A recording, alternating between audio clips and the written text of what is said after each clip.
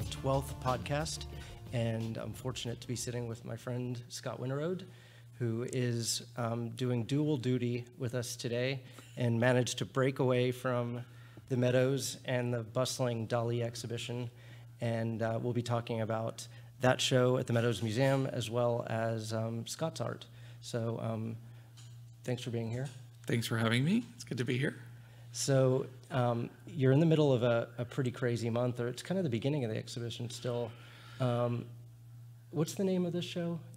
The show is called Dali Poetics of the Small, and we're only in week 3, but we've had pretty large audiences so far, so we have been quite busy, and the programs are quite busy right now. So it's the heavy period between now and November when we hit the holidays. Wow. Yeah. And when does the show close?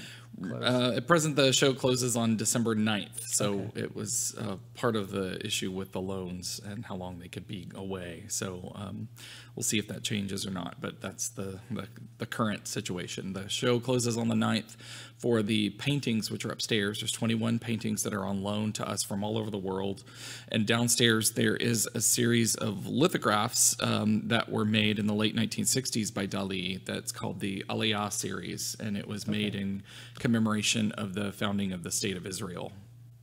Very cool. Those are actually going to be up until January 13th, I think. And I believe, doesn't SMU own a series of the Divine Comedy as well? No, we don't have the Divine Comedy, but we do have part of the series of Faust that was created in the 1960s by Dali, and those are up right now. A group of those are up right now. And we also have the poems of Masetung that were also created in the 60s. Those are both etching series.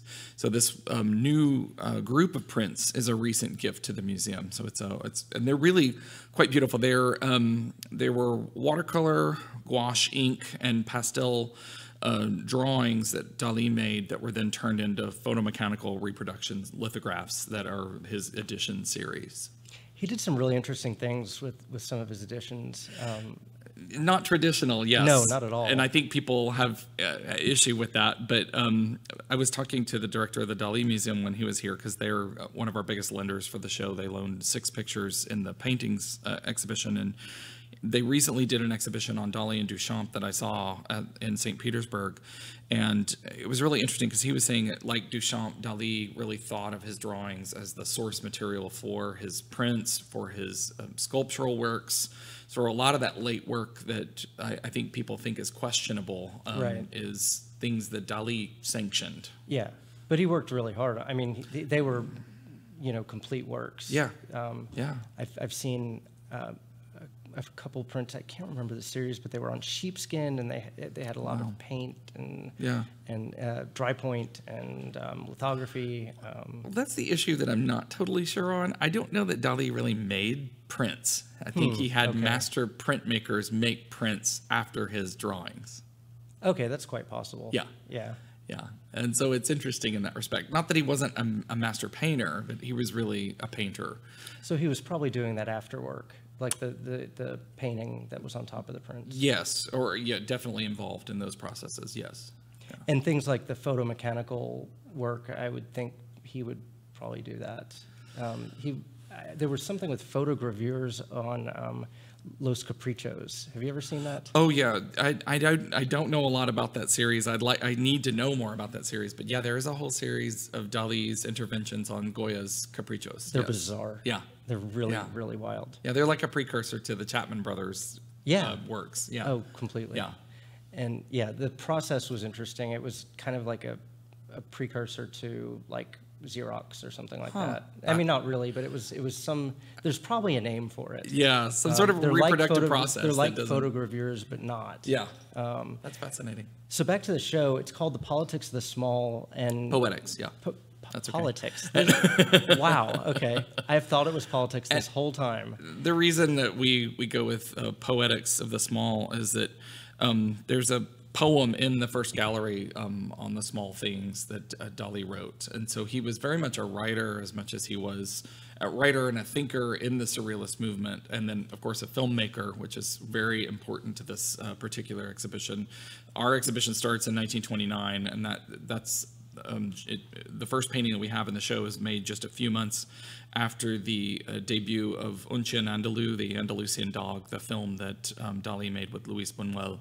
And that really marks the moment that Dali and Buñuel are kind of ushered into the Surrealist group in Paris and become part of the official group that's sanctioned by André Breton. So it's an important marker moment for this beginning early phase of Dali's Surrealist period. Was he fully accepted into that group, would you say? Yes, he was in 29, and he stayed fully accepted until 34 when they tried to vote him out, and somehow he didn't get voted out, and then there were subsequent problems, and it was always about political loyalties with the Surrealists. So there was a lot of allegiances made with the Communist Party in France at that time, which and there were some questions about where Dali's politics were, and some confusion over that in terms of the imagery that he was using, images of Lenin, later images of Hitler, but what we really think is that Dali was trying to provoke with those kinds of things,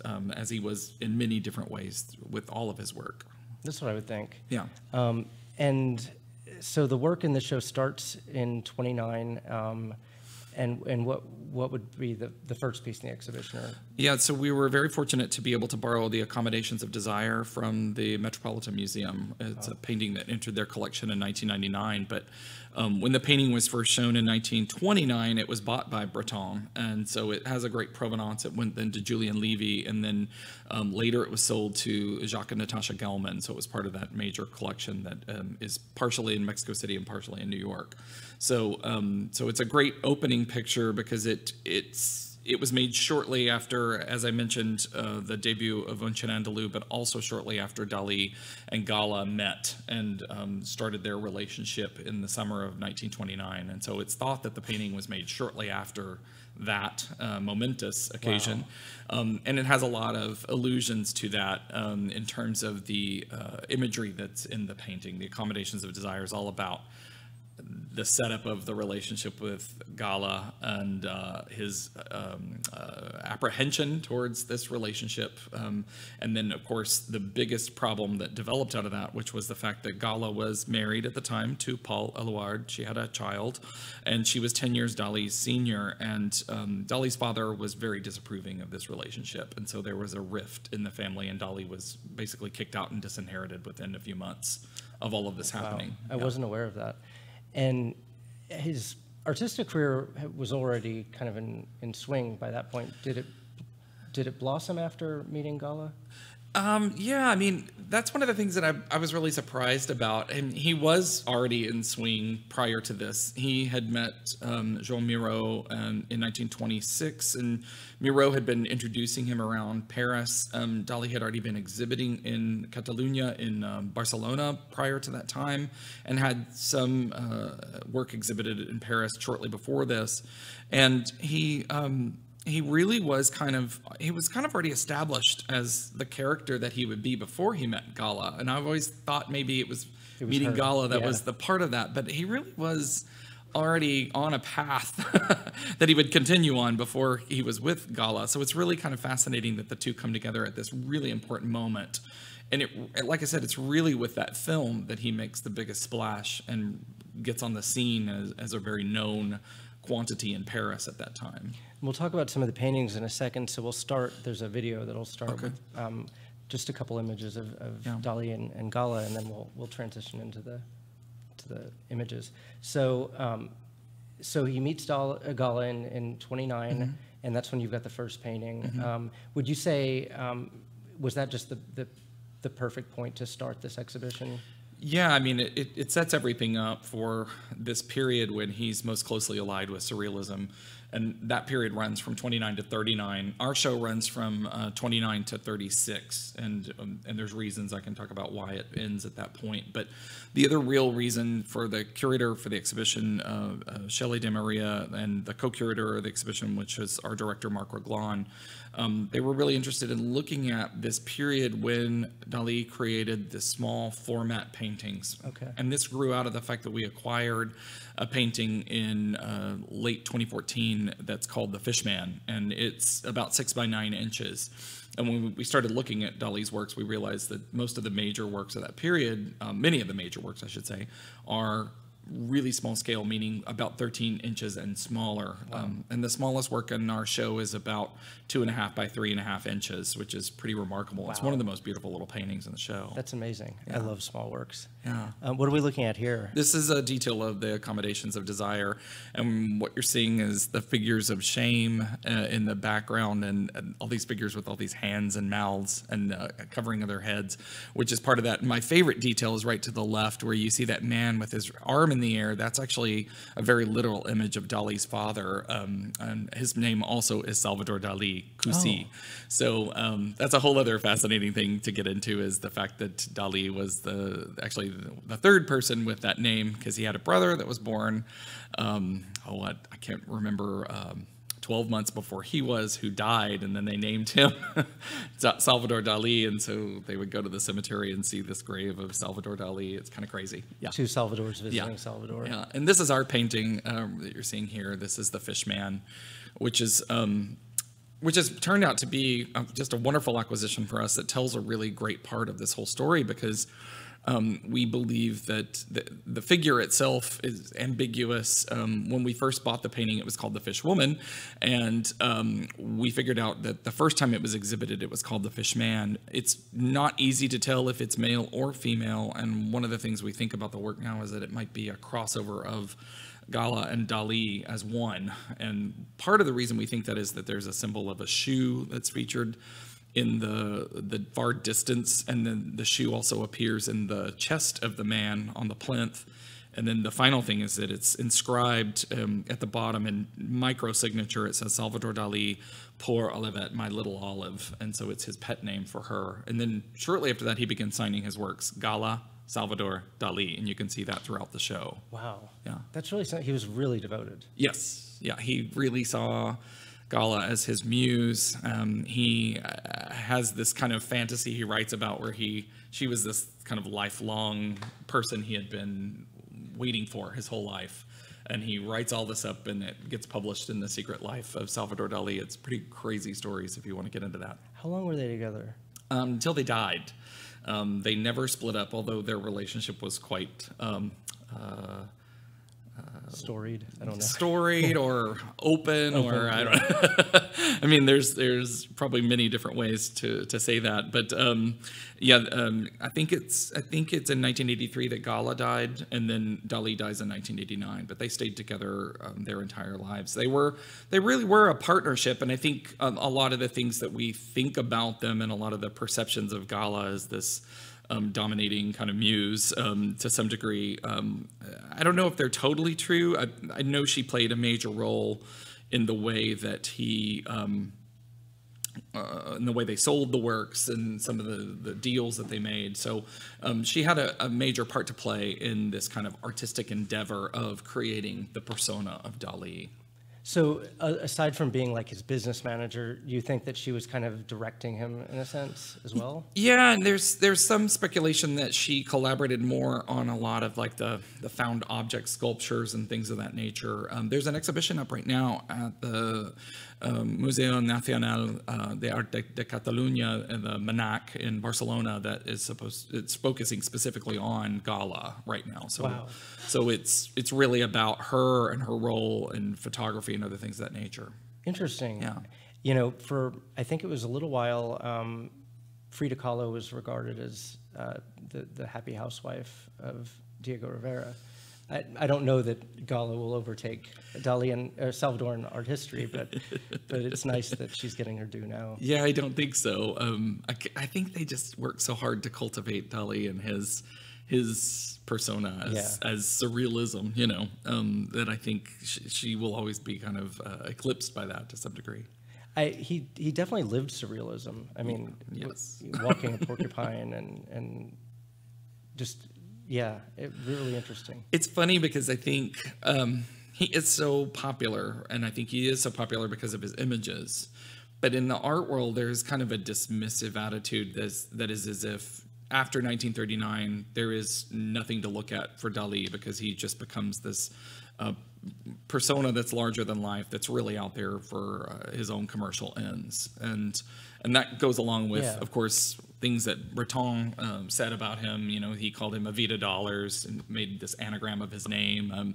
So it was all about this idea that Dali was just after fortune. And I think it's really interesting. I was questioning this yesterday with a group of people we were talking about, because we talk so much about Dali and his personal life, and I think we've bought into the story because of the way Dali tells it, but we don't really think about the fact that if we're talking about this and we're saying he comes on in 1929, it's not the best time to get out there and be an artist, and he had to find inventive and creative ways, I think, to make money at that time. Because he's building his career in the Great Depression, which has had worldwide effects. It's impossible. So we know he found specific patronage with a group of patrons who were helping to fund him throughout the years in those early years. But I think it's something that should be considered, that might be part of the motivation of money making in that time period. Well, and we'd consider it performance art now, or we would consider the persona significant and deliberate, probably. Oh yes, totally, yeah. So that's an interesting aspect too, and his paintings are just, you know, phenomenal. They're really exquisite, and that's what's so fascinating to see the show. I mean, you know, when you've got a painting that's like this big, but we've done a thing in the back where you can actually magnify them on a giant screen TV, so you can see details. And when you zero in on that, you get to see the impasto, and you get to see the range of colors that he's really using in the works. There's a beautiful painting that came to us from the foundation in Figueres, and it's called the Phantom Cart, and it has these beautiful salmony red colors. These lime green hints that are in this really barren, open landscape that projects, you know, way off into the distance to this little town, and you're looking through a cart and you're not sure exactly what you're looking at, but it's the details that are just so remarkable about these works. And then also when you blow them up, you get to see these amazing textures of the paint. There's an impasto he was painting with a really wet, I want to say loaded brush, but it couldn't be very loaded because it's just so tiny. He had to be very careful about the application, especially since conservation has shown that he used a lot of walnut oils, other types of oils, and then resins, varnishes to water the paint down to a liquid consistency. And when you blow up details that look illusionistically natural, they're real painterly, and so it's a really interesting. That's wild. Yeah, because when I think of Dali, more than anything, I'm thinking about the details and the precise nature. But they're not as precise. Like when you see accommodations of Desire up close, you can see still the pencil marks where he drew out the composition. There's these jagged little rock forms on the beach in that painting, and there's some drawn in up at the upper left of the painting that he didn't paint. So that's one of the things we learned with our pictures, that he drew elements in the paintings that then he didn't actually paint whenever he finally worked on the painting. I feel like he had a way of kind of portraying space, maybe in a different way than other artists had before, possibly? Or? Yeah, that's an interesting aspect of this too. So one of the things that I think is really fascinating is that, you know, Dali, what I've come to know about looking at his work is he's a great borrower from other artists. And he was looking at De Chirico and those plunging perspectives of De Chirico. He was looking at such a range of painters, from Arnold Böcklin to, I mean, when Gala came to Cadaqués in 1929 with her husband, they were also there with René Magritte and his wife. I mean, he had access to everybody. I think he must have known Giacometti at the time. He really draws on a number of sources throughout his work, and so I think he's a great borrower because he's able to borrow and make it his own. When you see those furniture pieces, there's a beautiful piece in the show called Weaning of Furniture Nutrition. That really, I think, has a lot of indebtedness to what he learned from Magritte. I would think, yeah.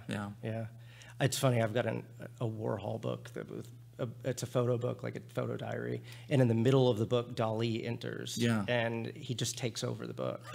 You know, with I think there's a long title that takes up half the page, and that's what's interesting to me, though, also about Dali is that I'd never been to the museum in St. Petersburg, and they have around 94 works in their collection that span his whole career, and there are just, you've seen them because they're reproduced. There's a painting called The Hallucinogenic Toreador. And until you see it in person and see it's just a gigantic picture, and it's amazing when you start to really look at the crazy details that are in it, and you really start to realize what an inventive brain the man had. I mean, he really was distilling some crazy ideas and bringing them together and creating those double images. Sometimes I think they're effective and sometimes not so much, but right. There are certain late works where I'm just astonished at his abilities. And I think one of the things that I know I'm guilty of saying in the past is that Dali often, after he created a certain set of images, he returned to those images over and over, melting clocks and things like that. And that is true, I think, in some of the print series that you see later.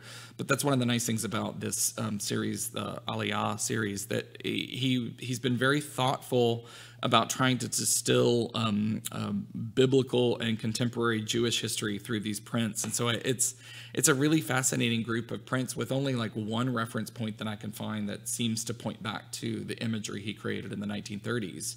And that's actually in relation to the Shoah. He uses one of his anamorphic skulls. So it's really quite fascinating that he doesn't really reference himself so much. He's not really borrowing from his own store of symbols. And they call that delineate, right, when he's referencing himself? Yeah, yes, exactly. That's a great way to, and I'm sure I've said these things about his work, because you see these certain tropes that just come up again and again in his work, and you're like, oh, it's that again. So what are the hours of the museum? The museum is open from 10 to 5, Tuesday, Wednesday, Friday, and Saturday. And on Thursday, we're open from 10 to 9. And we're free after 5 o'clock. So it's always a good time to come in the evenings on Thursday. And then on Sunday afternoon, we're open from 1 to 5. Great. Yeah. Well, I haven't even been yet, so I'm looking forward to that. I want to transition a little bit into your work, because you're an artist as well, and you're a painter, and primarily in watercolor, and you do some printmaking. And we've got some images that'll come up on the screen. You don't even have to talk about them. Okay. But I want to talk about, like, what drew you to water media, watercolor? I've always been interested in watercolors, and when I started really looking at art on my own when I was in high school. I mean, I've always looked at art, and I've always been interested in art, and I've been going to museums my whole life, and I know that's why I work in museums. I grew up going to museum school in Fort Worth and that kind of thing. But for some reason, I've always been drawn to watercolors, and I think some of the first exhibitions, whenever I first became interested in American modern painters, the first exhibitions that I saw that featured the works, I just remember a Joseph Stella Works on Paper exhibition that I saw at the Amon Carter years ago, the George O'Keeffe retrospective at the Dallas Museum of Art. I was always drawn to the paper works, and I don't know how to explain that, but when I was probably 19 years old, I went out and bought some watercolors and just started playing. And I had taken an art class off and on over the years, but art was never my focus. I'd always been heavily involved in music. And so it was interesting because I just started working in watercolor. And then as soon as I changed my major from music to art ed, I started taking watercolor classes. So I guess that's kind of how it happened. I'm glad you did that, because you're terrific at it, and you don't see watercolor anywhere enough, or really work on paper at all. You do a lot of traveling to paint, and travel plays a part in your work. There's the Stuckey's piece, Stuckey's on Fire. I did a trip to Oklahoma this last weekend, and I was hoping I'd have a truck stop experience. That's a weird thing to say. Never mind. Roadside experience. I did stop at a casino. Classic place like Stuckey's. Won a jackpot, but nice. Small jackpot. Nice. Small. In any case, you've got 2 exhibitions, one on view now, a group show at North Haven Gardens called Biophilia with Terry Hayes and Kathy Robinson Hayes and Linda Guy and Erica Stevens and Julian Bradshaw Smith, who will be in the project room during your exhibition in March. Wonderful. And we don't know the title. Of course, we'll know that later. You got that far. But that'll be exciting. A March exhibition. I'm actually thinking about the title because I've been thinking a lot about, and I always think about this with my work because I think about it in terms of the artist I'm most interested in as well. But I'm really interested in the fact that the roads that we take in the American landscape out in the West, like when we go to Big Bend or when we go to any of the national parks, those are really the same roads that have been around for the last couple of hundred years, and they're kind of marking the same territories. And I went to Las Vegas and then went out to Utah to go to the national parks, because I had been to I'd been through Zion really quickly one afternoon when we were driving back from Arizona, and I know that sounds crazy, but you can just drive through Zion, and so we did, and it's one of the most incredible places still, and so I really wanted to go spend time there. So I went to Zion and Bryce and Capitol Reef in one day, which was nuts, and then we went to another national monument. I'm gonna blank on the name, but nonetheless, I'm fascinated by the fact that the views that we are looking at when we're there are really the same views that 19th century explorers were looking at. We're on the same path, and yeah. I inadvertently got really excited about this view when I was in Zion, and then came home and realized it's a painting by Thomas Moran that was done in the 19th century, and so we're on that same path. The view is very dictated by the path, and it's almost like it's framed, and so I'm thinking about that a lot whenever I'm thinking about the current work that I'm making. Well, that's exciting. Obviously, I can't wait to see it. And can't wait to see it either, because I've only got partially so works created at this point, but yeah. So believe it or not, we're done. We talked about Dali too long. So no, not long enough. Well, it was great to have you. Great to be here. And I'm looking forward to that show and your show. So thanks for watching today. This has been episode 12. Okay.